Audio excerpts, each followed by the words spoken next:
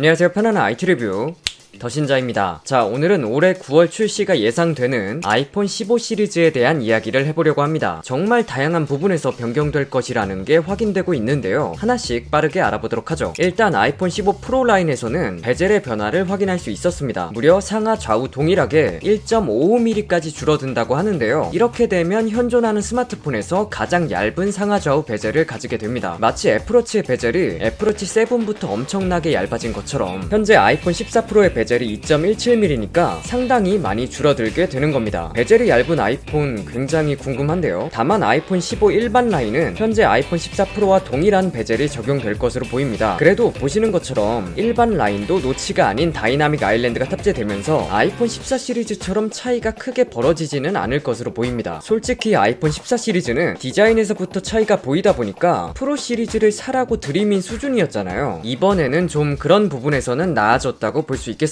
또 프로 시리즈에는 티타늄 프레임이 적용되고 모서리가 약간 둥글게 변화한다고 합니다. 아이폰을 사용하는 분들은 다 동의하는 내용일 텐데요. 바로 무게가 너무 무겁다는 겁니다. 물론 소재의 차이도 있지만 다른 스마트폰과 비교했을 때 그냥 무겁다는 생각이 바로 들거든요. 그런데 이번에 티타늄 프레임을 적용하면서 경량화가 예상되고 있습니다. 아이폰 14 프로 맥스 240g은 솔직히 너무했잖아요. 다만 티타늄이 적용되면서 가격 상승은 불가피할 것으로 보입니다. 지금까지 6년간 계속 가격을 동결해온 아이폰이지만 이번에는 여러 상황이 겹치면서 가격 상승이 될 것으로 보이고 약간 둥글게 변하는 모서리가 그립감에서 변화를 줄지도 확인해 봐야겠습니다. 또 역시 15 프로 라인에만 적용되는 것이 있는데요. 바로 솔리드 스테이트 버튼입니다. 현재 아이폰을 보면 측면에 진동 토글 스위치와 볼륨 버튼이 존재하죠. 근데 이제 솔리드 스테이트 햅틱 버튼으로 변경된다고 합니다. 마치 예전에 아이폰 8에 적용되었던 홈 버튼이나 맥북의 트랙패드처럼요. 실제 물리 버튼은 아니지만 눌러보면 이게 어떻게 물리 버튼이 아니지? 라는 반응이 나올 정도로 정교한 피드백을 주기 때문에 기대가 되고요. 또 케이스를 씌우거나 할 경우를 대비해서인지 감도 조절도 가능할 것이라 합니다. 심심하면 딸깍딸깍했던 진동 토글 스위치가 사라지는 건 아쉬운데 이렇게 변경된다면 진동 버튼을 다른 일을 할 수 있도록 변경할 가능성도 생기니까 이것도 긍정적으로 볼 수 있겠습니다. 다음은 카메라입니다. 아이폰의 카메라 성능이 좋은 건 아마 이제 다들 아실 거라고 생각을 합니다. 실제로 제 친구 중에서도 결혼하고 아이를 낳으면서 아기 사진을 찍으려고 아이폰으로 기기 변경을 하기도 했고 또 반려동물을 키우는 친구들도 아이폰을 사용하고 있습니다. 아무래도 순간 포착, 움직임이 많은 무언가를 촬영해야 할 때는 아이폰만큼 좋은 카메라가 없거든요. 딱히 준비하지 않고 각 잡지 않고 그냥 꺼내서 바로 찍어도 잘 나와주니까요. 근데 이번 아이폰 15 프로는 카메라 성능이 더 좋아질 것이라 합니다. 유출된 이미지만 봐도 와 이건 좋을 수밖에 없는데 정도가 아니라 좋아야만 하겠는데 수준이거든요. 카메라가 튀어나온 정도가 전작에 비해 거의 2배는 늘어났습니다. 도대체 얼마나 좋아지려고 하는 건지 결국 올해의 카메라는 아이폰 15 프로 맥스가 가져가지 않을까 싶습니다. 근데 이 정도로 카투티가 심하면 케이스는 어떻게 해야 되지? 또 개선된 라이더 센서가 탑재 예상되면서 AR을 어떻게 더 활용할지 기대가 됩니다. 이제 곧 애플이 MR 헤드셋을 공개할 것으로 보이고 있잖아요. 그래서 더 기대가 되고 있습니다. 그리고 아주 큰 변화를 하나 더 찾자면 드디어 아이폰 15부터는 전 모델 USB-C가 채택된다는 점이겠죠. EU에게 압도적으로 감사해야 할지. 아이패드와 맥북은 USB-C를 쓰는데 아이폰만 라이트닝을 쓰니까 이게 엄청 불편했거든요. 다만 프로 라인에만 USB 3.1을 넣고 일반 라인에는 USB 2.0을 넣는다는 루머가 나왔습니다. 사실 이거는 다른 제조사에서도 두고 있는 흔한 차별이긴 합니다. 하지만 애플이라면 MFI 인증으로 뭔가를 더 할 것 같다는 느낌도 들어요. 근데 제가 아이폰을 사용하는 걸 보면 거의 선 연결을 안 하거든요. 충전도 맥세이프로 붙여서 무선 충전하니까 선 연결을 거의 하지 않고 데이터 전송도 에어드랍으로 빠르게 전송되다 보니까 연결을 하지 않거든요. 이렇게